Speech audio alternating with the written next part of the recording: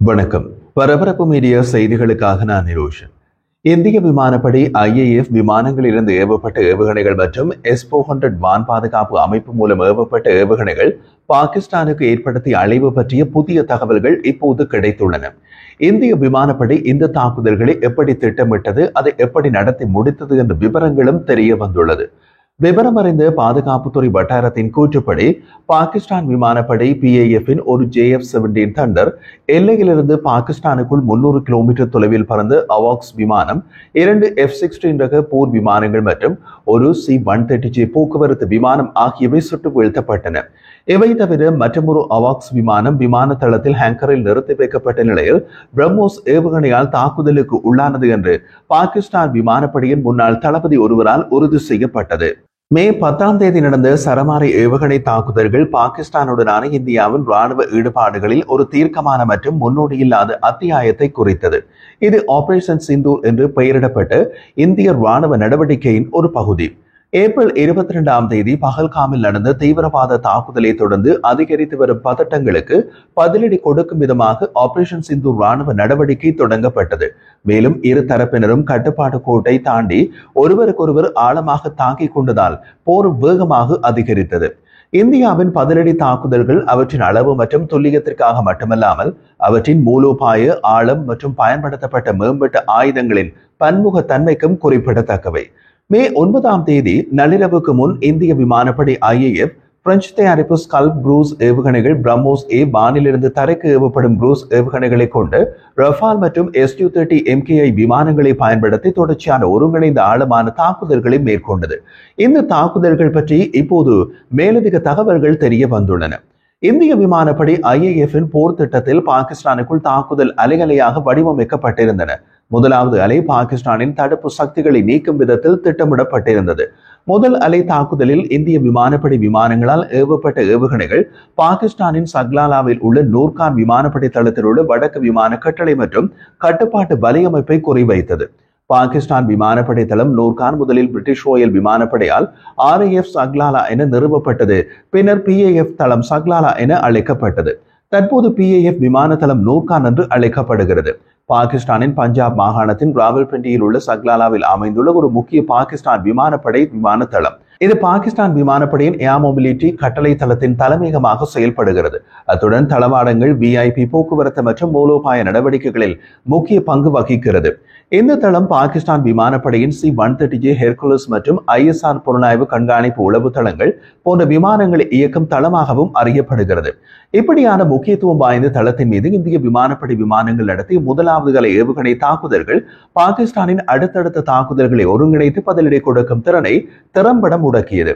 இந்த முதல் அலை தாக்குதல்கள் பாகிஸ்தான் விமானப்படை தளம் நூர்கானில் கணிசமான சேதத்தை ஏற்படுத்திய நிலையில் இரண்டாவது அலை தாக்குதல்கள் தொடங்கின. இந்திய விமானப்படை விமானங்கள் இந்திய விமானப்படை IAF-இன் விமானங்கள் இரண்டாவது அலை தாக்குதலில் பாகிஸ்தானில் ஜகோபாபாத் மற்றும் பொலாரை விமானப்படை தளங்களில் தாக்குதல்களை தொடங்கின. அந்த தளங்களும் கடுமையான சேதங்களை சந்தித்தன. இது பாகிஸ்தானின் செயல்பாட்டு திறனை மேலும் குறைத்தது. இந்த துல்லியமான வான் தாக்குதல்கள் ஒரு பக்கமாக நடந்து கொண்டிருக்க தரைவழி பிரம்மோஸ் ஏவுகணை ஏவுதல்களால் நிரப்பப்பட்டன. இது பாகிஸ்தான் வான் பாதுகாப்புகளை முறியடிக்கும் பலமுனை எதிரொலியை உருவாக்கியது. IAF-இன் தாக்குதலின் தாக்கம் பாகிஸ்தானுக்குள் பேரழிவை ஏற்படுத்தியது. இந்திய பாதுகாப்புத்துறை வட்டாரங்கள் இந்திய நகரம் ஆதம்பூரில் நிலைநிறுத்தப்பட்டிருந்த S-400 வான் பாதுகாப்பு அமைப்பால் பாகிஸ்தானுக்குள் எல்லையிலிருந்து சுமார் 315 கிலோமீட்டர் தொலைவில் பாகிஸ்தானின் SAP 2000 விமான முன்னெச்சரிக்கை அமைப்பு அவாக்ஸ் விமானம் அளிக்கப்பட்டதை உறுதிப்படுத்தின. போர் தொடங்கியதிலிருந்து பாகிஸ்தான் விமானப்படையின் இந்த அவாக்ஸ் விமானம் குறைந்தது 11 தடவைகள் பறந்து தகவல் கிரகிப்புகளை செய்தது. 11வது தடவை பறந்தபோது சுட்டு வீழ்த்தப்பட்டது. அப்போது அந்த அவாக்ஸ் விமானம் 22,000 அடி உயரத்தில் பறந்து கொண்டிருந்ததாக தெரிய வருகிறது. அதையடுத்து இந்திய விமானப்படையின் 3வது அலை தாக்குதல்கள் தொடங்கின. இந்திய விமானப்படை IAF விமானங்கள் ஏவிய ஏவுகணைகள், ஒரு C-130J நடுத்தர இடைக்காவும் போக்குவரத்து விமானம், ஒரு JF-17 தண்டர் போர் விமானம் மற்றும் 2 F-16 போர் விமானங்களை வீழ்த்தின. அவற்றில் சில வானில் பறந்த நிலையிலும் சில தரையில் நிறுத்தப்பட்டிருந்த நிலையிலும் அளிக்கப்பட்டன. இந்த உயர் மதிப்புள்ள சொத்துக்கள் குறிப்பாக முன்னெச்சரிக்கை விமானங்கள் மற்றும் பல போர் விமானங்கள் அளிக்கப்பட்டதால் பாகிஸ்தான் விமானப்படையின் விமானங்கள் பெரும்பாலும் அவசர கதியில் தரையிறக்கப்பட்டன. அதனால் பாகிஸ்தான் விமானப்படையால் உடனடியாக ஒரு பயனுள்ள பதிலடியை வழங்க முயற்சிக்க கூட முடியவில்லை. அதாவது இந்திய விமானப்படை விமானங்கள் வானில் இருந்தபோது பாகிஸ்தான் விமானப்படை விமானங்கள் பறக்க முடியாமல் தரையில் நின்றன. சுமார் 45 நிமிடங்கள் பாகிஸ்தானுக்குள் தாக்குதல்களை நடத்திய இந்திய விமானப்படை விமானங்கள் வானில் இருந்து அகன்றன. அதன் பின் தான் பாகிஸ்தான் பதிலடி முயற்சி தொடங்கியது. அந்த பதிலடி முயற்சிக்கு பாகிஸ்தான் கொடுத்த பெயர் ஆபரேஷன் பன்யான் அல் மர்சூஸ். பன்யான் அல் மர்சூஸ் என்பது ஒரு அரபு வார்த்தை. இதன் பொருள் உடைக்க முடியாத சுவர். உருது மொழியில் இல்லாமல் ஏன் அரபு மொழியில் பெயரிடப்பட்டது என்பதற்கு விளக்கம் கிடைக்கவில்லை. மே 10 அதிகாலை 1 மணிக்கு தொடங்கப்பட்டது. இது 48 மணி நேரத்திற்குள் இந்திய விமான தளங்களை அழிக்கும் நோக்கத்துடன் தொடங்கப்பட்டதாக கூறப்பட்டது. இருப்பினும் இந்தியாவின் விரைவான மற்றும் இடைவிடாத எதிர் தாக்குதல்கள் இஸ்லாமாபாத்தை கடும் நெருக்கடிக்குள் தள்ளின. 48 மணி நேரம் நடத்துவதாக திட்டமிடப்பட்ட இந்த ஆபரேஷன் பன்யான் அல் மர்சூஸ் நடவடிக்கை வரும் 8 மணி நேரத்திற்குள் திறம்பட செயலிழக்க செய்யப்பட்டது. காலை 9:30 மணிக்கு பாகிஸ்தானின் ராணுவ தலைமை போர் நிறுத்தத்திற்கு வேண்டுகோள் விடுக்க தொடங்கியது. மேலும் பிற்பகலுக்குள் பாகிஸ்தானின் ராணுவ நடவடிக்கைகளுக்கான இயக்குநர் ஜெனரல் DGMO தாக்குதல் இல்லாத ஒப்பந்தத்தை கூறினார். 4 நாட்கள் நடந்த போர் பாகிஸ்தானுக்குள் கடும் அழிவுகளை ஏற்படுத்தியது. மே 10 போர் நிறுத்தத்திற்கு முன்னர் இந்திய படைகள் மே 7 9 தீவிரவாத முகாம்களை ஏற்கனவே குறிவைத்திருந்தன. அவற்றில் 7 தீவிரவாத முகாம்களை சுற்றித் திரியும் வெடிப்பொருட்களை பயன்படுத்தி தாக்கின. முரிட்கே மற்றும் பாவல்பூரில் உள்ள அதிக மதிப்புள்ள இலக்குகள் துல்லியமாக வழிநடத்தப்பட்ட ஸ்கல்ப் மற்றும் பிரம்மோஸ் ஏவுகணைகளால் தாக்கப்பட்டன. இது பாகிஸ்தானுக்குள் இருந்து செயல்படும் தீவிரவாத இயக்கங்களின் செயல்பாட்டு திறனை குறைப்பதற்கான இந்தியாவின் உறுதிப்பாட்டை அடிக்கோடிட்டு காட்டுகிறது. ஆபரேஷன் சிந்தூரின் ஒட்டுமொத்த விளைவு பாகிஸ்தானின் ராணுவ திறன்களின் விரைவான மற்றும் தீர்க்கமான சீரழிவாகும். குறிப்பாக வான்களத்தில் அதிக சேதம் ஏற்பட்டது. போர் விமானங்களை விட அதிக மூலோபாயமிக்க அவாக்ஸ் விமானங்களின் இழப்பு பாகிஸ்தான் வான்பலத்தில் பெரிய பின்னடைவை குறிக்கிறது. பாகிஸ்தானிய சாப் 2000 ஏரிய அவாக்ஸ் விமானத்தை S-400 வான் பாதுகாப்பு அமைப்பு மூலம் அளித்ததாக பாதுகாப்புத்துறை வட்டாரம் கூறுகிறது. இந்த சம்பவம் உறுதி செய்யப்பட்டால் இந்திய S-400 வான் பாதுகாப்பு அமைப்பு மூலம் சுட்டு வீழ்த்தப்பட்ட முதலாவது விமானம் பாகிஸ்தான் விமானப்படை PAF-இன் அவாக்ஸ் விமானம் என்று பதிவாகும். இது ஒரு விமானத்தின் இழப்பு என்பதற்கு மேலாக PAF-இன் விமான கண்காணிப்பு திறன்களுக்கு ஒரு பெரிய அடியாகும். பாகிஸ்தான் விமானப்படையின் தகவல் கிரகிப்பு மற்றும் விமானங்களின் ஒருங்கிணைப்புக்கு அவாக்ஸ் விமானங்களின் பங்களிப்பு அவசியம். பாகிஸ்தானுக்கு ஏற்பட்ட ஒரே அவாக்ஸ் விமான இழப்பு இது மட்டுமல்ல என்றும் மற்றும் ஒரு விமானம் தரையில் அழிக்கப்பட்டதாகவும் கூறப்படுகிறது.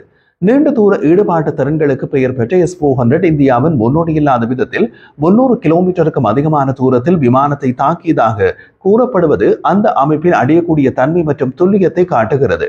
செயலில் உள்ள மின்னணு ஸ்கேன் செய்யப்பட்ட வரிசை AESA ரேடார் பொருத்தப்பட்ட அவாக்ஸ் விமானம் பாகிஸ்தான் விமானப்படை PAF-க்கான உயர் மதிப்பு தளம்.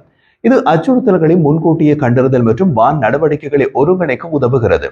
பாகிஸ்தான் விமானப்படையில் அவாக்ஸ் விமானங்களின் எண்ணிக்கை குறைவாக இருப்பதால் இதுபோன்ற 2 தளங்களின் இழப்பு PAF-இன் விமான அச்சுறுத்தல்களை கண்காணித்து பதிலடி கொடுக்கும் திறனை கணிசமாக குறைக்கும். ஒரு தனி ஆனால் சமமாக பேரழிவு தரும் தாக்குதலில் IAF மே 10, 2025 ஆபரேஷன் சிந்தூர் ராணுவ நடவடிக்கையின் ஒரு பகுதியாக கராச்சிக்கு அருகிலுள்ள PAF-இன் பொலாரி விமான தளத்தை குறிவைத்தது.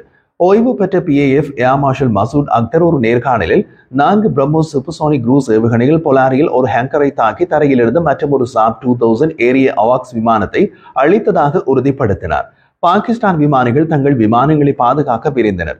ஆனால் ஏவுகணைகள் தொடர்ந்து வந்து கொண்டிருந்தன. துரதிருஷ்டவசமாக 4வது ஏவுகணை பொலாரி விமான தளத்தில் உள்ள ஹேங்கரை தாக்கியது. அங்கு எங்கள் அவாக்ஸ் விமானம் ஒன்று நின்றிருந்தது. அது சேதமடைந்ததாக அக்தர் கூறினார். இந்திய நிறுவனமான ஹவாஸ்பேஸ் மற்றும் மேக்ஸ்வெல் டெக்னாலஜிஸ் ஆகியவற்றின் செயற்கைக்கோள் படங்கள் தாக்குதலை உறுதிப்படுத்தின. ஓடுபாதைக்கு அருகில் உள்ள ஹேங்கர் மற்றும் குப்பைகளுக்கு கடுமையான சேதம் ஏற்பட்டதை குறிக்கிறது. இந்த தாக்குதலில் குறிப்பிடத்தக்க உயிரிழப்புகளும் ஏற்பட்டன. அந்த தளத்தின் தளபதியான ஸ்குவாட்ரன் லீடர் உஸ்மான் யூசுப் மற்றும் குறைந்தது 4 PAF பணியாளர்கள் இருந்ததை அறிக்கைகள் உறுதிப்படுத்தின. மேலும் பலருக்கு காயங்களும் ஏற்பட்டன. பொலாரியில் சாப் 2000 ஏரியே அழிக்கப்பட்டதை பாதுகாப்பு ஆய்வாளர்கள் பொலாரி பேரழிவு என்று அழைத்தனர். இது பாகிஸ்தான் விமானப்படை PAF-இன் ஒரு முக்கியமான தந்திரோபாய பிழையை எடுத்து காட்டுகிறது. அதிகரித்த பதட்டங்கள் இருந்த போதிலும் PAF அதன் அதிக மதிப்புள்ள அவாக்ஸ் விமானத்தை மீண்டும் நிலைநிறுத்தவோ அல்லது பாதுகாக்கவோ தவறிவிட்டது. இதனால் அது ஒரு ஹேங்கரில் பாதிக்கப்படக்கூடியதாக இருந்தது. IAF-இன் ஒருங்கிணைந்த விமான கட்டளை மற்றும் கட்டுப்பாட்டு அமைப்பு IACCS PAF-இன் அவாக்ஸ் விமானங்களின் இயக்கங்களை கண்காணித்து அது ஒரு முன்னுரிமை இலக்காக அடையாளம் கண்டது. விரைவான எரிபொருள் நிரப்புதல் மற்றும் மறுபயன்பாட்டை பயன்படுத்துவதற்கு பதிலாக விமானத்தை தரையிறக்காமல் வைத்திருக்க முடிவு செய்தது. சுகோய் Su-30 MKI-யால் வழங்கப்பட்ட பிரம்மோஸ் விமான ஏவுகணை ALCM-ஐ பயன்படுத்தி துல்லியமான தாக்குதலை செய்ய IAF-க்கு ஒரு சாளரத்தை வழங்கியது. பாகிஸ்தான் விமானப்படை PAF-இடமிருந்து அவாக்ஸ் விமானங்களின் எண்ணிக்கை 9, அவற்றில் 2 விமானங்களை இழந்தது. பாகிஸ்தான் வான் பாதுகாப்பு திறன்களுக்கு கடுமையான பின்னடைவை குறிக்கிறது. பாகிஸ்தான் விமானப்படை PAF-இடம் மீதமுள்ள சாப் 2000 ஏரிய விமானங்களை தவிர 4 சீன ZDK-03 கரகோரம் ஈகிள் அவாக்ஸ் விமானங்கள் கையிருப்பில் உள்ளன. அந்த விமானங்கள் 2024ஆம் ஆண்டு ஓய்வு பெற்றன. அவற்றின் செயல்திறன் மற்றும் இயங்கு திறன் எப்படி? அவற்றை மீண்டும் பாவனைக்கு கொண்டு வருவது சாத்தியமா என்பது சரியாக தெரியவில்லை. 315 கிலோமீட்டர் தொலைவில் உள்ள இலக்குகளை தாக்கும் S-400 திறன் பாகிஸ்தானின் விமான மூலோபாயத்தை மேலும் சிக்கலாக்குகிறது. ஏனெனில் அவாக்ஸ் விமானங்கள் ரேடார் கவரேஜை அதிகரிக்க அதிக உயரத்தில் அல்லது அதிக தொலைவில் செயற்பட முடியாது. இதனால் அவை நீண்ட தூர ஏவுகணைகளால் பாதிக்கப்படக்கூடியதாக இருக்கும். S-400 தவிர ஆகாஷ் மற்றும் பராக் 8 ஏவுகணைகளை உள்ளடக்கி IAF-இன் அடுத்த வான் பாதுகாப்பு அமைப்பு இந்திய வான்வழியை பாதுகாக்கும் அதே வேளையில் பாகிஸ்தானிய ஆளற்றிய விமானங்கள், ஏவுகணை மற்றும் விமானங்களை செயலிழக்க வைக்கிறது. இந்திய விமானப்படையின் சக்தியை வெளிப்படுத்தும் திறன், வான் ஆதிக்கத்தை அடைதல் மற்றும் துல்லியமான தாக்குதல்களை வழங்குதல் ஆகியவை இந்தியாவின் பதிலடியின் முக்கிய அம்சமாக நிரூபிக்கப்பட்டன. இது இந்தியாவுக்கு சாதகமான விதத்தில் போரை விரைவாக நிறுத்த பாகிஸ்தானை கட்டாயப்படுத்தியது. மூலோபாய விமான சக்தி இவ்வாறு மோதலின் விளைவை இணையற்ற வேகம் மற்றும் தீர்க்கமான தன்மையுடன் வடிவமைக்க முடியும் என்பதற்கான ஒரு பாடநூல் உதாரணமாக இந்த நடவடிக்கை ஆய்வு செய்யப்படும்.